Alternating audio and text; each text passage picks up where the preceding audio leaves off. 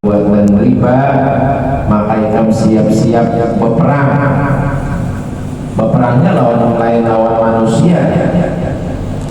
Fadanu biharbin minallah wa rasulih. Ikam akan berperang, ujar Allah, lawan aku.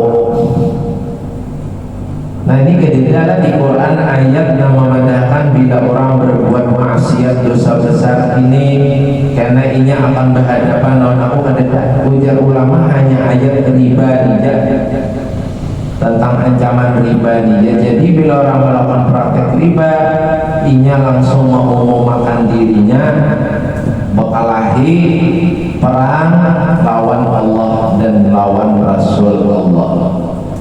Nah, kira-kira menang ada melawannya Allah Ta'ala, perang melawannya Allah Ta'ala. Nah, inilah. Dan juga hadis-hadis Nabi yang lain menyampaikan siapa yang memakan harta riba dosanya melebihi atau sama dengan orang melakukan perbuatan zina sebanyak 33 kali berzina. Ini ancaman-ancaman dari Nabi pula. Itu tadi ayat. Sekali melakukan praktek riba dosanya sama dengan berzina 33 kali. Bukan berarti amun kayak itu aku berzina, lain kayak itu maksudnya. Ini kan Nabi menggambarkan betapa besarnya dosa riba. Atau di hadis yang lain, sama dosanya seperti seorang anak mensetubuhi ibunya. Oh, benar-benar dosanya. Nah, ini ancaman dari Nabi. Wah, banyak hadis-hadis Nabi. Karena waktu Nabi Isra Mi'raj melihat orang yang makan riba ini melakukan praktek riba, bakunyong di banyu darah. Itu kan apa? Ujar Nabi bertakwalah Jibril. Itu waktu di dunia inya melakukan praktek riba. Bangun dari kubur, pautnya nang kaya rumah benarnya. Orang melakukan praktek riba. Bangun di hari kiamat, pautnya nang kaya rumah. Mana kaya tandun itu berapa liter? Ada nang 600 liter, ada nang 1200 liter. Mau kayak rumah ini apa lagi? Nah, ini ancaman-ancamannya lah. Kemudian meninggal dunia dalam keadaan su'ul khatimah. Nah, bila orang melakukan praktik riba meninggal, ujar Habib Haddad di dalam kitab Nasaihud Diniyah, orang-orang yang ditakutan yukhafu alaihi su'ul khatimah antara lain melakukan praktik riba. Nah, ini ancaman juga mati dalam keadaan su'ul khatimah. Ada lagi ulama yang keras memadahkan siapa yang melakukan praktek riba, sembahyangnya, hajinya, umrahnya, puasanya, mengajinya, apa aja ibadah yang digawi kada diterima. Meskipun menurut ilmu fikih sah, gugur kewajibannya, tapi kada diterima oleh Allah. Nah, ini nang karas lagi. Nah, banyaklah hadis-hadis yang menerangkan tentang ancaman riba. Makanya ujar Nabi, layatiyanna ala nasi zaman. Karena aja Nabi akan datang suatu masa. Nabi kadang memadahkan kapan? Tahun 2000 kah? Tahun 2021 kah? Tahun 1900 kah? Tahun 3000? Pokoknya aja Nabi akan datang suatu masa kepada manusia. La yabqa minhum ahadun illa akala riba. Orang-orang yang hidup di zaman itu aja Nabi berataan menggawi praktek riba. Wayah apa nih? Kita tahu juga.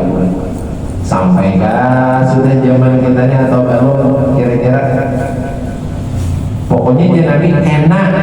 Nabi memadai. Nah kenanya wayah pokoknya pasti terjadi.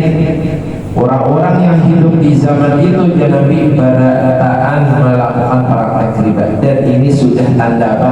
Tanda kiamat. Qurubus sa'ah, para sudah kiamat. Famalam yakulhu asabahu min ubarik. Kalaupun orang-orang yang hidup di zaman itu ada menggawe praktek riba, dia Nabi minimal inya kacipratan apa? Kacipratan debu riba. Karena debunya aja, cuma mau karena debu hari-hari hilang ada.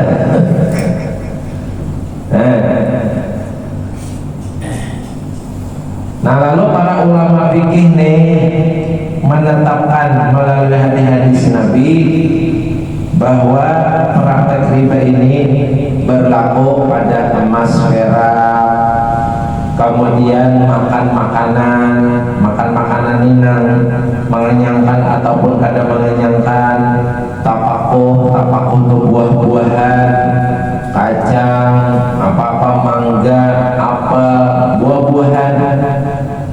Nah, kemudian obat-obatan, bahkan ada termasuk memandangkan baju ya jual. Di situ adalah barang ribawi. Bumbu dapur ya jual. Nah jadi riba ini sudah ditentukan oleh Nabi barang-barangnya.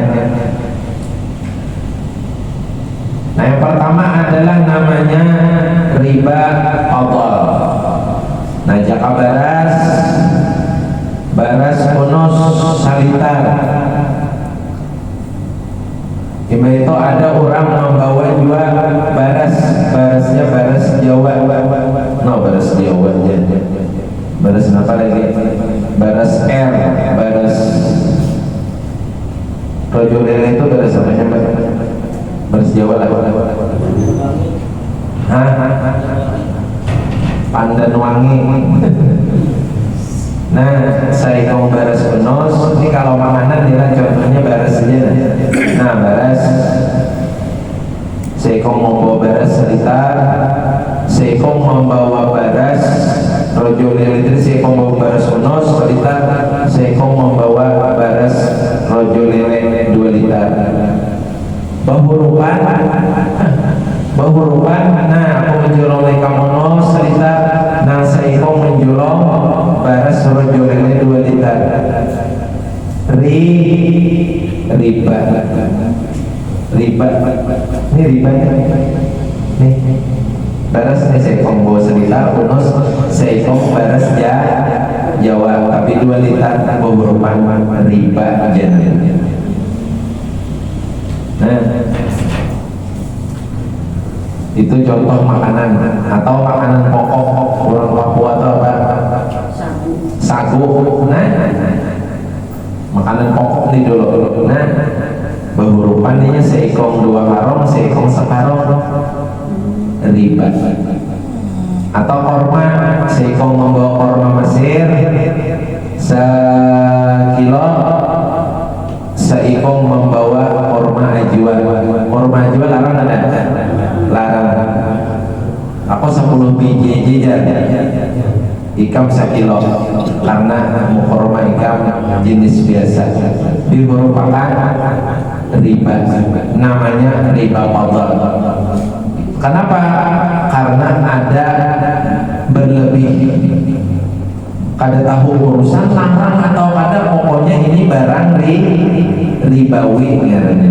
Nah, ini panjang lah pembahasannya, cuma kita kan sekali pertemuan di Jakarta banyak sampuannya banyak lagi ada ini sekadar aja. Nah, karena kajian khususnya secara eksklusif, secara sempurna yang nanti dengan Ustaz Fikih kan, yang pian datangkan Ustaz di majelis ini ulun sekadar aja, ini menyontohkan. Nah, jadi zaman Nabi, dan ini ada solusinya bila kita anak berhuruf baras, seikong selitar, seikong 2 liter, ada solusinya. kita bisi baras yang murah 2 liter anak baras unus tapi seliter. Nah ini ada solusinya. Nah, jadi waktu itu di zaman Nabi SAW sahabat membawa kurma yang bagus sekilo, sahabat yang lain membawa kurma yang jelek kualitasnya. Nah jangan oleh contoh tadi seekong ajwa, seekong kurma Mesir lah gitu. Nah ditagur Nabi ada boleh ya Nabi riba kayak apa aja sahabat. Nah ikam yang berisi kurma jelek tadi hendak mendapatkan kurma bagus jual dulu. Nah jadi akan duit. Nah duit tadi tukar. Nah jadi kalau kita hendak baras tadi supaya jangan jadi riba, anak dapat baras unus saliter yang bagus, maupun kita barasnya nanti bagus kualitasnya kita jual dulu baras yang tadi 2 liter, dapat duitnya kita tukarkan ke mana? Ke baras tadi. Nah ini namanya riba fadl. Nah ngalih lo menghafalinya nih, ada 4 nih. Nah kemudian bisa jual sama sudah seikong salitar baris unus, nang seikong baris unus juga lah sama, takarannya sama. Nah tapi berhutang